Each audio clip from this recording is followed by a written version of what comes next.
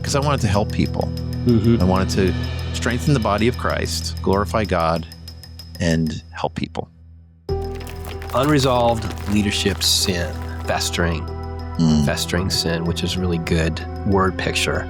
From the get-go, they're not answering to other human leaders, and they're not answering to an objective, written down source of rules. You know, a lot of times these sins, people don't see them until something happens, until it's revealed. The response to that sin is poor. By the time it does get exposed, it's a lot bigger than it should have been. Or the ones who expose the sin are attacked and they're gaslit. All right, here we are again, episode 5. Woo! Okay, episode 5. I don't know what the analytics of getting to the 5th episode are, but I think we've hit a good hallmark. We're way above average. Way above average. That's our goal. It's just to be above mediocrity, just barely above. I tell you what, I'm having fun. So I think this is really cool. Yeah. I think it's a great, I talked to Carolyn and she told me some really good things. Just in passing that she told me how much you appreciate, having the ability to like orate, your whole dissertation, your life experiences, having the ability to just get that information out in an environment that allows that to happen. Right, because I wanted to help people. I wanted to strengthen the body of Christ, glorify God, and help people. Yeah, that's a bonus. All right, so today we are talking about unresolved leadership sin, or I think I heard you the term before, festering sin, which is really good word picture. So let's do a overall overview of what we're going to talk about for the next few minutes. Sure. Yes, just to kind of set the table a little bit, this is another characteristic of cult-like churches. Again, these things can happen in full-blown cults, but they could also happen in unhealthy churches. And just because there is unresolved leadership sin, that doesn't alone make it a cult-like church. It's one of several characteristics, 8 to be exact. And we've talked about, this is the basically the 4th one that we're doing now, because we did an overview, we did legalism, 2 aspects of legalism, and then the last episode was poor communication. Now, unresolved leadership sin. So you have leadership sin, but the point is it's unresolved because it comes out later and is also poorly dealt with. Important point. It's poorly dealt with by the other church leadership. All right, well, let's just jump into the very first one. So one of the things I saw here were, I'm going to read this. Cult-like leaders generally answer to no one else, including written laws, if they have them, or even the accountability within the church.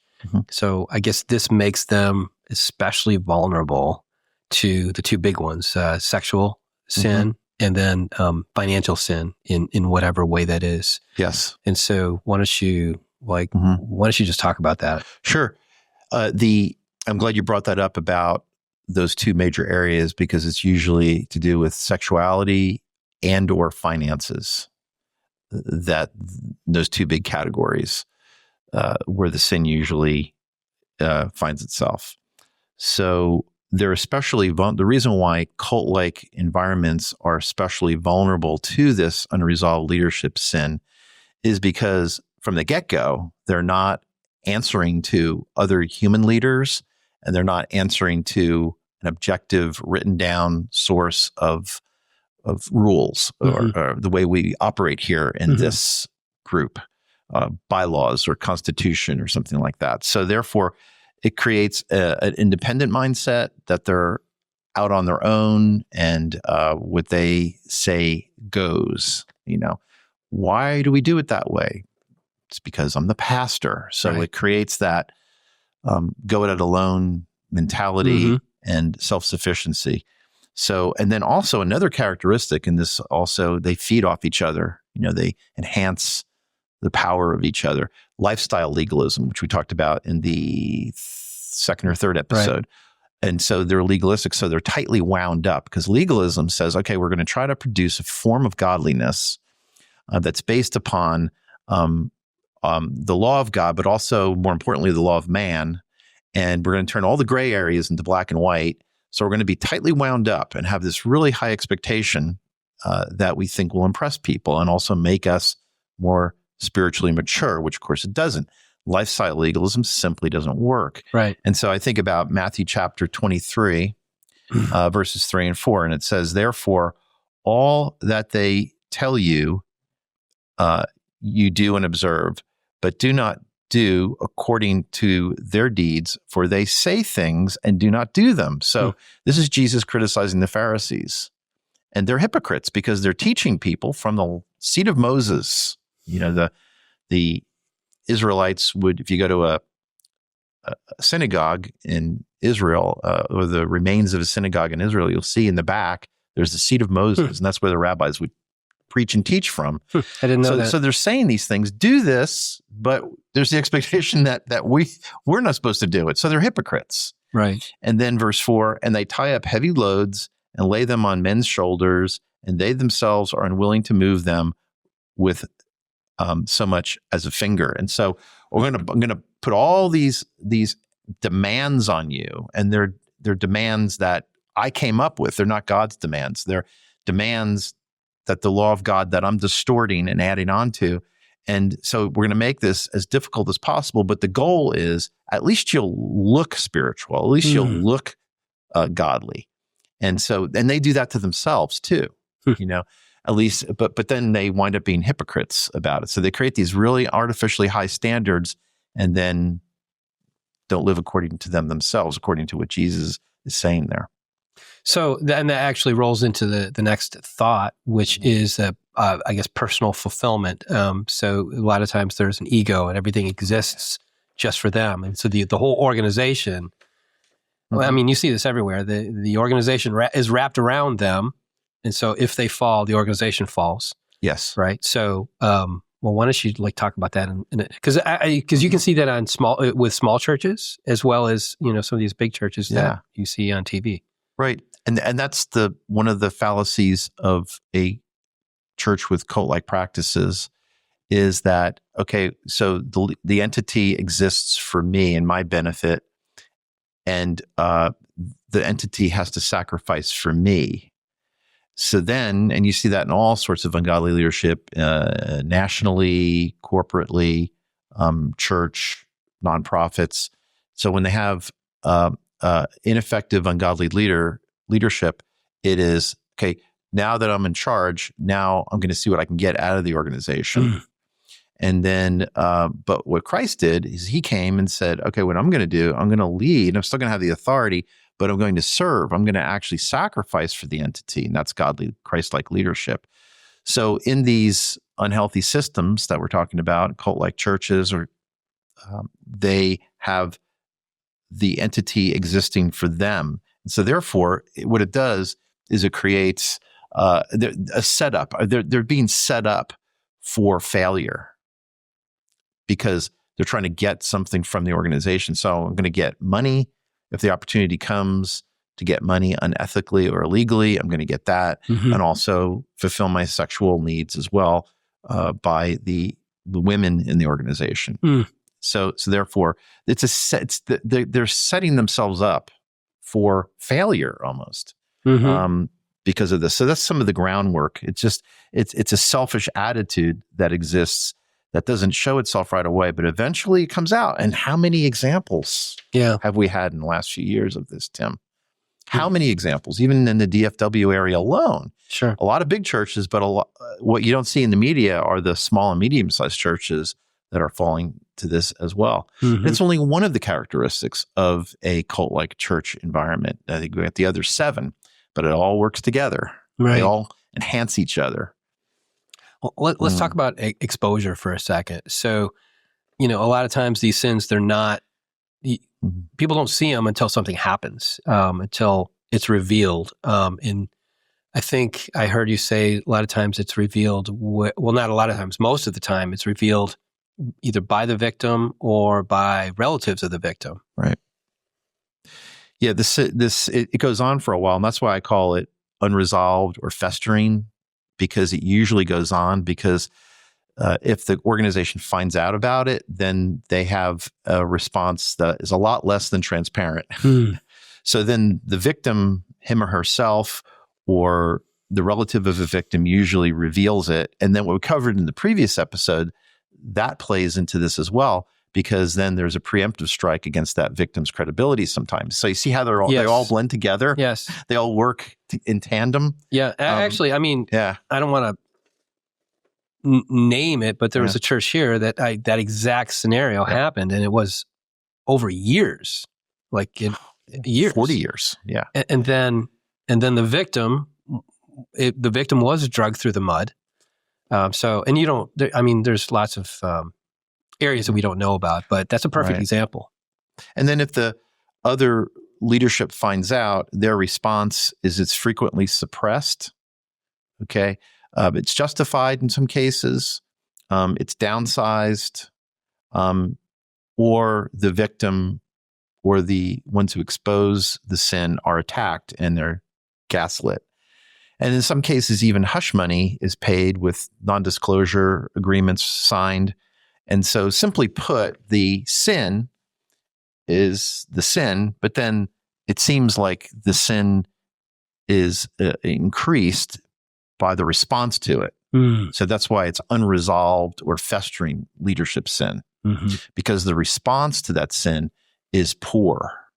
Right. And it's usually justification, an attack, or keeping it quiet. Right. And then by the time it does get exposed, it's a lot bigger than it should have been. Right. And in my research, the research that I did, in the questionnaires that I gave out to people who were in cult-like churches, this reached the top 8 of all the characteristics. So therefore, it's a fairly frequent phenomenon. Your dissertation, you talked about the 5 dark sides of leadership. Can you talk about that a little bit? And then maybe we can jump through every one of them. Right. Yeah. It was about 30 years ago, a guy named McIntosh wrote this book about the 5 dark sides of leadership. And the dark sides themselves are not sins, but they are inclinations or proclivities that we each have that are part of our flesh. And so we have vulnerabilities that lead to sin. And so the first one is paranoia. So a person with a paranoia dark side, or that is their dark side, they will see everything through a grid of insecurity, that people are out to get me. So what I have to do is I have to mark them as potential threats, and I'll respond to them as soon as possible if they are threats. What I'm looking for are people who are useful idiots and who will automatically follow me and are yes men. I don't want someone who's ever going to challenge me. So therefore, I'm paranoid. Everyone's out to get me unless they prove that they're not. And that gets you into a lot of trouble. These are all tendencies that many people have had throughout their life. Either they've been a victim or the opposite. And it's right there. So now what's happening is, because of this position of leadership, now that tendency is actually finding its way through the top. Yeah. So like the next one you were talking about was, I think, compulsive control. Yeah. This is an example of overcompensation. For example, in his book, Jim Baker, who was, he was a televangelist, had a massive empire. So I say this not to criticize him, because he criticized himself in his book. And he basically talked about how he was compulsive control, but he was trying to overcompensate for his poverty when he was young. And so he worked super, super hard to be successful, and he built a massive empire in doing so. So because he was compulsive, he worked long hours, he controlled details, he quickly fired and hired people. He was just a real type A personality within ministry. And so he had compulsive control. He wouldn't delegate and things like that. So that's kind of a build out of what compulsive control means. Right.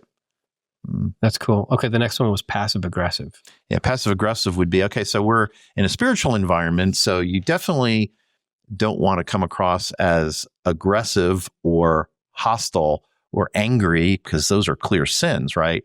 But what you do is you do it with a smile. You know, you say and do things with a smile, and this is just for their own good that we're letting them go, you know, and we're very passive aggressive is not right in your face. It's behind your back. Right. You know, so it's not doing or saying things up front. It's doing it all behind the scenes. Right. In a very skillful way. So that way no one can accuse you of being unspiritual or ungodly, because that obviously will hurt you. Right. Okay. The next one is narcissism, which you see a lot. From the pulpit down. Yeah. And frequently, like I said in the first episode, they're very talented people. So everybody really likes the person too, but the problem is they like themselves a lot too. They are like the center of the universe. So they are narcissists, and a narcissist is different from a selfish person, because a narcissist is so deeply embedded into this dark side that they know really well how to cover it up. See, a selfish person is just almost innocent in their selfishness. Everybody can see it. But a narcissist is skilled beyond that, to where it's like, I'm going to be selfish, but I'm going to cover it up so that way I don't appear to be selfish. So everything, the world rotates around them, and they wouldn't dream of doing anything unselfish unless it helps a bigger selfish cause. Right. Wow, that's crazy. Why don't you give me just a general example without naming any one? Just talk about what somebody might do if they're a narcissist. Boy, well, a narcissist just uses people. We're supposed to use things and help people, but they use people to help them with things. You know, and they're really good at it. That is a hallmark of narcissism, is that they're really good at it. And most people aren't going to pick it up unless you're really super close to them. You know, they're very empathetic. They can appear that way, but they're not really absorbing it and listening to it, but they just know how to project empathetic vibes. Right. So the flip side of that, I'm guessing, would be codependency, right? Or to some extent. I heard one time, the reason why people go into politics is because they want to be liked. And I think it's similar to ministry. A lot of people go into ministry because they want to be liked and needed, until they find out that that's not what you get. It's not what you get. And you're going to be tested and refined, and hopefully this will be worked out of you. But codependency is being unrealistically and in a very unhealthy way dependent on people or a particular person. And so here, the codependent dark side is dependent on the entity to give them security and value, self-esteem. So it's all tied up that I am so enmeshed in this organization that if anything bad happens to it, that's an immediate reflection on my personal value and capabilities. Does that make sense? Yeah, it does. I can see a lot of these dark sides kind of melding with one another. Because of this one, I'm going to implement activities of like a narcissist, or, you know, somebody who is a compulsive controller, right? To get my need met because I'm codependent, I'm going to have to use the skill set of this person type. Does that make sense? Yeah. And so you have all of these 5 dark sides, and again, in and of themselves, they're not sin, but they lead to sin. That's the important cogent point here, is that all of these things, all of the other characteristics working together, and then all of their individual weaknesses working together, right, create a big vulnerability where Satan can easily work into a crevice and lead this person into a sexual and or financial sin. Well, okay, so talking about financial sin, that's one of the hallmarks, right? So one of the next items was poor money management, unethical fundraising, extravagance. We've seen lots of examples of extravagance. I guess just talk about that. I've heard people, I mean, I think I was just watching a video from someone talking about justifying why they have a plane, and so just saying that out loud, there's so many levels of sin involved, just from my, bird's eye view. Yeah. So why don't you Yeah. It's so that way they don't have to fly coach because their time is too valuable and they need a higher comfort level, right? Right. I think a famous politician recently said that. That's why he always flies charter. So, but anyway, and the same thing works for ministry leaders. My point here is not so much, it's not just straightforward stealing money.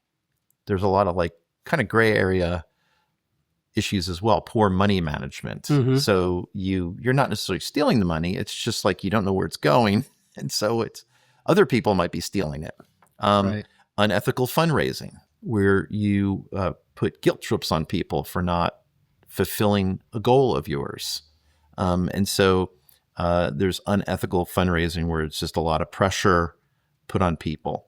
And maybe, you're moving pots of money around to different funds and nobody knows about it. And then there's extravagance too. It's not that's not necessarily sin per se if other people have approved the expenditures. Right. But yet it's bad optics for the glory of God. Yes, So absolutely. you have this extravagance. So those aren't necessarily sins, straightforward sins, but they're definitely gray areas where they can get you in trouble. Hence, unresolved leadership sins. Yeah. So they become part and parcel of the organization. And if that's what identifies you and the way you handle money, man, you're in big trouble. Yeah. Well, so now on the flip side of that, so there's, anything revolving around finances is one thing. And then the other side of that, the other big sin would be the sexual side of it. You want to talk about that a little bit? Inappropriate relationships, that sort of thing? Yeah. There's inappropriate male-female relationships and interactions. So it's not necessarily a relationship, but a man could definitely, touch a woman or approach a woman or speak to a woman in a very inappropriate, unhealthy way, even just one time. And then there's poor boundaries. Some people are huggers and they just hug everybody, body to body, no side hugs or anything. And I mean, people do that innocently, but then people also do it as a step toward grooming, And so there's definitely an inappropriate nature to having poor boundaries. And so those are all characteristics of sexual sins or how they can evolve. Yeah, right. And then also, for example, if you have a woman in your office and you close the door, it's bad optics, but also bad. How does that woman feel? Yeah. Yeah. And just leave the door open if you're going to talk to somebody in your office, or going to lunch with a woman, right, or dinner that's not your wife. Invite your wife along if you have to talk to this person. Yeah, I used to listen to Zig Ziglar a lot, and I remember his one story he was talking about with respect to taking his secretary out to lunch, and he said there are two reasons that I don't do that. One is, and I'm probably botching this story. One is that I don't want to be seen with her because I don't want anyone to misconstrue my intentions. And he said, and the second reason is I might like it. And so, yeah, that's a good point. And the other analogy I had was in the military. I don't know how things are now, but when I was in, we definitely had some pretty strict rules about male-female relationships. For instance, males who are officers, males or females who are officers, cannot have a fraternizing relationship, cannot fraternize with somebody from the opposite sex who is not an officer or an officer. So you don't want to, it's just, you don't want to put yourself, and then also, is it because of the power imbalance? Power imbalance, and you just don't want to, for the optics, as well as you don't want to put yourself in any kind of a situation that can be either looked at in a negatively way or misconstrued, right, or even a physical situation. Makes sense.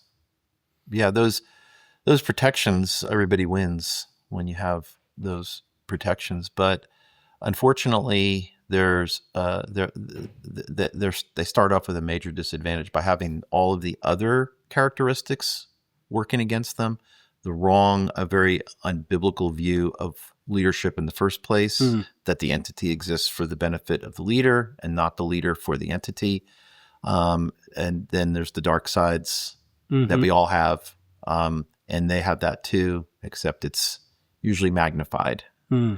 So there's a lot of disadvantages there. And then you got the revelation of the scandal and then the response to the scandal, which is why it makes it unresolved or festering, which is just it's almost equal in its impact to the sin itself, where the organization, the entity just hurts itself by not dealing with it in a transparent way. Because if you don't deal with it, you just make a succinct statement. This is what happened, and we're horrified over this, and we grieve with so-and-so's family. But here's what happened: A, B, C, the end. And you know what? That is by far the biggest antidote to gossip. Because if there's an unclear or incomplete statement that's made about the unresolved leadership sin, then what happens if it's unclear? Then everybody's going to gossip about it, speculate. That's just naturally what we do, because we want to be able to process this in our minds, because we're also hurt and disappointed. So just tell us the truth. Yeah. So the truth spoken in love, it clears up a lot of problems. Just give us the truth, so that way we can resolve it and forgive and look for healing. But these organizations are so unhealthy; they don't do that. They just kick the can down the road and just give incomplete and unclear statements. And that's almost causes probably as much harm as the actual sin itself. Right. Okay, let's end this on a positive note. What's your objective suggestion for leaders to stay clear of those 5 dark sides? Yeah, it's to really have an authentic experience with Jesus Christ, and to minister not from your own limited strength and resources, but rather to minister from the overflow. A farmer doesn't eat his seed corn for the next season. I mean, it'll fill his stomach up for that day, but then what does he do for the next year? Right. And the same thing is, so we continually go to the water that will never allow thirst, and then we get that water, and then we have such a vibrant relationship. It's almost like it's preventative medicine. It's an inoculation against these big sins. Right. If we're walking with the Lord, if we're abiding in Him, and that is really the New Testament prescription for the prevention of sin. And also, I would add on the authentic success in building a church, and encouraging and discipling other people. So it's to do the right thing from the get-go, or at least repent and get back to the right thing. So that way you're not making yourself vulnerable to these types of sins. And then also have a healthy communication style within the church. So that way, if something does happen, then you communicate it in a clear, authentic, succinct way. So that way people can heal. Yeah. So it's starting right from the ground up, from the beginning. Yeah. That's good. Okay, John, that wraps it up. This has been a great podcast.